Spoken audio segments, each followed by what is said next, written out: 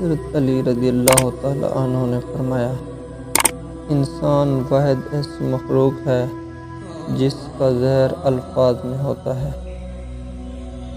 انسان کو اچھی سوچ پہ وہ انعام ملتا ہے جو اچھے اعمال پہ نہیں ملتا، کیونکہ سوچ میں دکھاوا نہیں ہوتا۔ اس انسان کو دکھ دینا اتنا آسان ہے کہ جتنا سمندر میں پتھر پھینکنا، مگر یہ کوئی نہیں جانتا کہ وہ پتھر کتنی گہرائی میں گیا ہے۔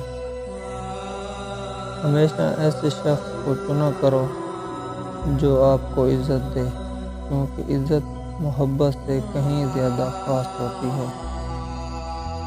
صبر کی دو صورتیں ہیں، جو ناپسند ہو اسے برداشت کرنا اور جو پسند ہو اس کا انتظار کرنا۔ زبان کا وزن بہت ہی ہلکا ہوتا ہے، مگر بہت کم ہی لوگ اسے سنبھال پاتے ہیں۔